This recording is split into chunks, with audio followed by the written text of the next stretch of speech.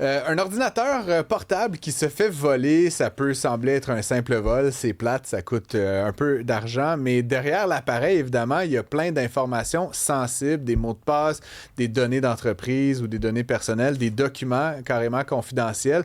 Il y a eu donc un tel vol là, au restaurant Le Pied de Cochon ces derniers jours, qui rappelle un peu que la sécurité informatique, ça commence aussi par la sécurité physique, hein, déjà sécuriser son appareil, ses appareils, mais après, il y a tout le côté cybersécurité qui est vraiment aussi primordial. Plusieurs entreprises québécoises, plusieurs individus au Québec sont trop peu sensibilisés face à ça, et donc ça donne évidemment des situations un peu malencontreuses. Francis Coates est avec moi. Francis, vous le connaissez, il est invité régulièrement à Cube. C'est un expert en cybersécurité, enseignant à l'École de technologie supérieure. Bonjour, Francis. Bonjour, Francis. Bon, longue introduction. Le propriétaire du Pied de Cochon s'est fait voler son ordinateur dans son restaurant. La première chose qu'il doit faire, c'est quoi? Mon Dieu, première chose qu'il devrait faire, c'est...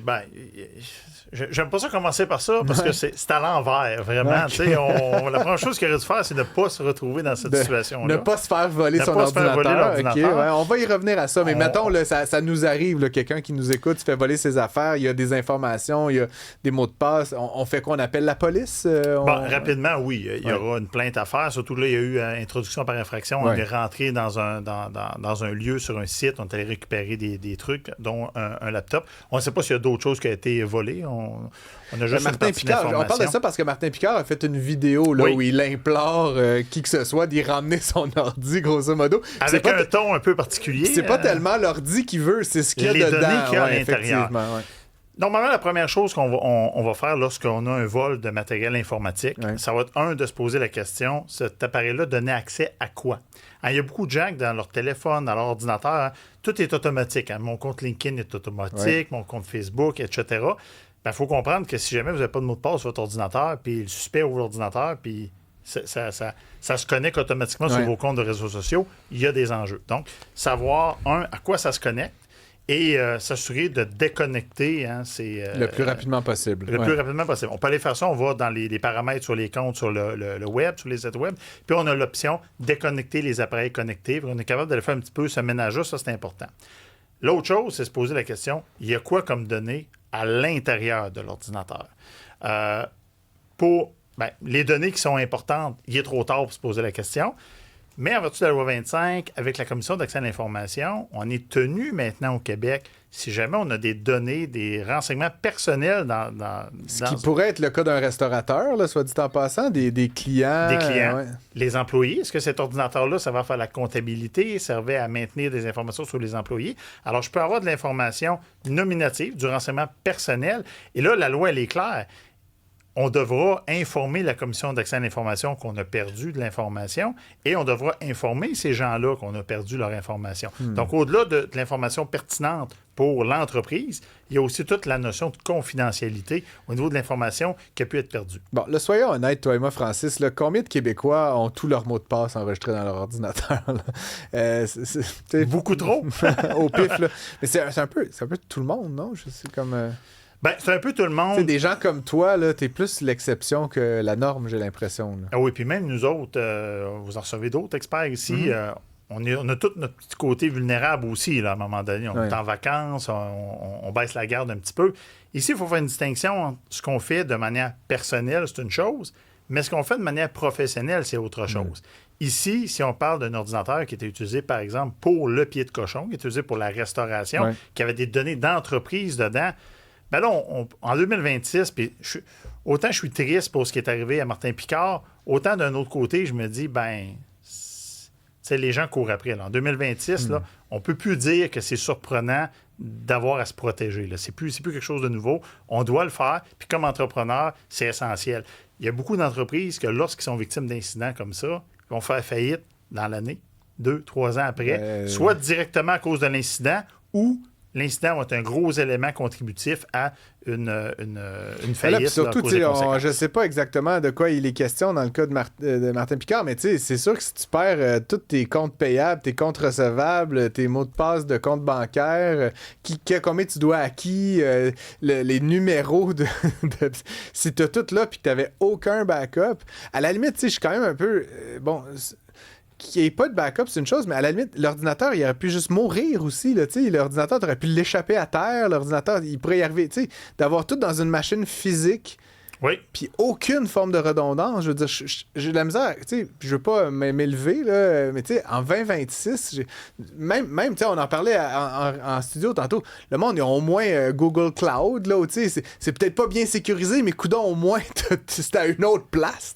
C'est quand même fou là, ici, faut de faire confiance à la machine à ce point-là. Non, mais il faut pas faire confiance en la machine. Puis Elle va briser la machine. Je pense pas qu'ils ont confiance en la machine. C'est juste que les gens, ils pensent pas. Puis, après 5-10 ans, ça meurt, un ordi, à un moment donné, le disque dur, il saute. Oui, puis le disque dur peut être endommagé, l'ordinateur peut très bien fonctionner. Je regarde un ordinateur comme le mien, par exemple. Ouais. Ben moi, le mien, d'abord, qui fonctionne, c'est que le disque dur est chiffré et le disque dur dépend de la carte mère. Donc, si j'endommage physiquement ma carte mère, même si j'ai le mot de passe de mon disque dur, c'est fini. Donc, il y a un niveau de confidentialité qui est élevé. Pour ceux qui ne nous regardent pas, tu as un ordinateur qui a de l'air comme d'une mallette avec les codes nucléaires. Ouais, ben c'est un peu ça. C'est ce que j'allais dire. C'est impressionné. C'est un toughbook de Panasonic. Okay. Mais c'est un petit toughbook. Quand il est rentré avec son ordi, j'étais intimidé. Ça peut se défendre, on peut frapper des gens avec ça, ça arrête peut-être les balles. Mais l'idée, c'est de comprendre que quand on parle de sécurité de l'information, on appelle ça la CIA. En français, c'est la confidentialité, la disponibilité, l'intégrité. Donc, à toutes les fois qu'on a des données, qu'elles soient papier ou qu'elles soient informatiques, la question, c'est est-ce que je veux les protéger pour la confidentialité, la disponibilité et l'intégrité? Ouais. Dans le cas, par exemple, des données qu'on a retrouvées, en tout cas, qu'on n'a pas retrouvées, mais qui ont disparu, dont Martin Picard fait état dans sa vidéo, il semble avoir un gros enjeu de disponibilité. Il y a besoin de ces données-là. De l'autre côté, on verra peut-être qu'il y aura un enjeu de confidentialité aussi par rapport aux données qui seront là. Ouais. Mais ça, c'est un choix qu'on doit faire à un moment donné et d'avoir des copies ailleurs. Il y a une règle qu'on dit en sécurité, en cybersécurité pour les données numériques, là, c'est la règle du 3-2-1. On devrait toujours avoir 3 copies de l'information qu'on détient. Donc, notre copie de travail plus 2 autres copies. Mais on devrait toujours avoir l'information numérique en 3 copies distinctes. La deuxième chose, ça devrait être sur 2 supports différents. D'avoir 3 copies sur le même disque dur, ça donne pas grand-chose. Mais d'avoir 2 copies sur un disque dur, puis d'avoir une 3e copie sur une clé USB externe, déjà, c'est pas pire. Ou dans le nuage. Ou dans le nuage, ça pourrait être bon. Le fameux cloud. Le fameux cloud. Et la 3e, le 1, c'est qu'on veut absolument qu'il y ait un des supports qui soit hors site. On s'entend, si j'ai 3 copies, disque dur. Dans ton bureau, puis que le bureau passe au feu. Et voilà, ça donne pas grand-chose. Le 3-2-1, ça devrait toujours s'appliquer. Rapidement, le 3, c'est 3 copies sur 2 affaires, sur 2 machine, support dans au moins un site à l'extérieur de notre site principal. Et donc, c'est comme 3-2-2, là, finalement. Il faut 2 sites. Il faut 2 sites, oui. Nous autres, on dit à l'extérieur du site principal, au moins une copie. Je te charrie. Je veux pas refaire toutes les règles de cybersécurité avec toi. C'est assez difficile aujourd'hui. Là, le voleur, probablement, là, on n'en sait rien, mais mettons, là, il veut voler un ordi. Là, il veut se faire une coupe de 100$ vite. Mais là, finalement, ça se peut-tu que les données dedans valent plus cher que la machine en métal qui vient de voler? Bon, là, il y a plein d'affaires. Probablement que oui, ça se peut. Et la valeur de la donnée, c'est très relatif. Hein? Comme par exemple, si moi, je sais pas, j'ai ma pine de cravate, là, c'est un cadeau de mon arrière-grand-père. Tu serais prêt à payer 1000$ pour la valeur de ça, pour ouais. moi, est très, très élevée. Ouais. Pour un voleur, ça vaut le prix du métal. OK, bon. Dans ce cas-ci, là, on ne sait pas la raison du vol. Est-ce que, si c'est vraiment des données, on va faire des hypothèses. Imaginez-vous là, que là-dedans, là, j'ai des secrets commerciaux du pied de cochon, une recette là, spéciale. Ouais. Est-ce que ça peut être un ancien employé qui a donné l'information à un voleur de dire regarde, dans ce laptop-là, il y a bien du stock intéressant, ça vaudrait la peine de voler ça. Est-ce que c'est vraiment une attaque au hasard? C'est quelqu'un qui voulait aller s'acheter de la dope. Il a vu un ordi. Il a vu un ordinateur, ou il a même pas vu, il a défoncé au hasard, il est allé chercher ça, puis il dit, on va aller vendre ça dans un pawn shop pour la valeur de 200$ pour aller chercher un minimum d'alcool ou de drogue avec ça. On ne sait pas la raison. Mais il y a un questionnement qui devra être fait à l'interne du pied de cochon, savoir...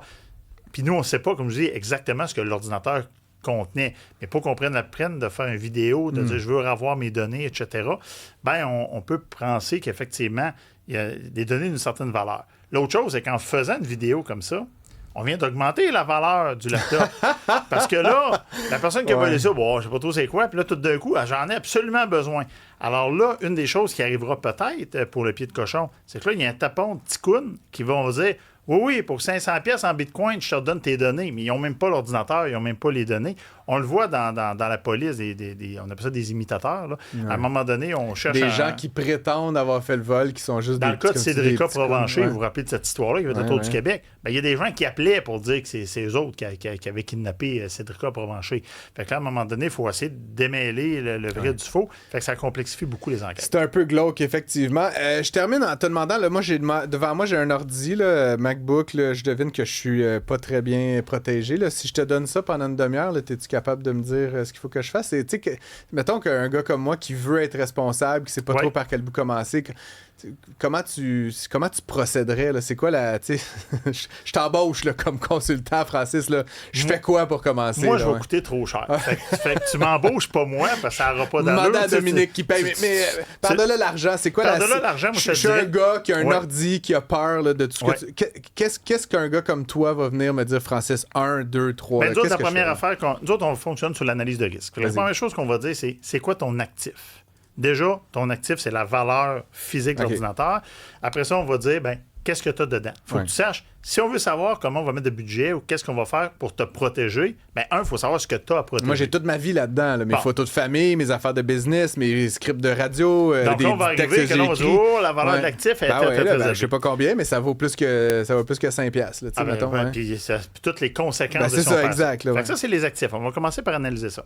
Après ça, on va essayer de comprendre la menace. Qui a intérêt à mettre la main là-dessus? Florence. Elle va mettre la main sur mon ordi. Ah oui? Elle va vendre mes secrets. Plein de promotions aussi. Bon. On m'accuse. Non.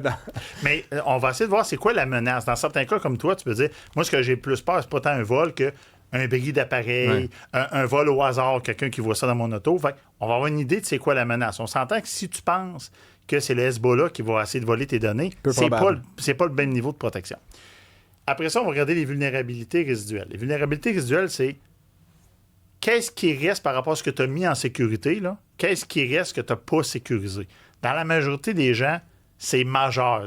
C'est-à-dire qu'ils n'ont à peu près rien mis en sécurité. Fait que là, ce qu'on va dire, c'est t'assurer d'activer pour la confidentialité tous les process qu'on peut utiliser pour avoir du chiffrement. Par exemple, si tu utilises Windows, peut-être pas là-dessus, mais sur un ordinateur, un vrai ordinateur, tu pourrais...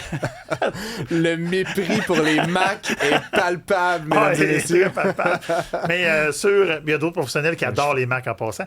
Mais moi, c'est un peu un running gag. Mais par exemple, sur Windows, je peux activer BitLocker, qui va chiffrer, qui va encrypter mon disque dur. Fait qu'on va commencer par mettre des mécanismes de protection comme ça. Mais moi, je t'avouerais, puis je suis sûrement pas le seul, toutes ces espèces d'affaires de mots de passe, c'est fatigant. Oui. Là, à un moment donné, c'est comme tu veux ouvrir une affaire, il y a un mot de passe, un autre mot de passe. Il y a toujours des foutus mots de passe, puis ça fait que souvent, les gens, ils vont pour la facilité. Puis c'est la même chose, se souvenir de ces mots de passe.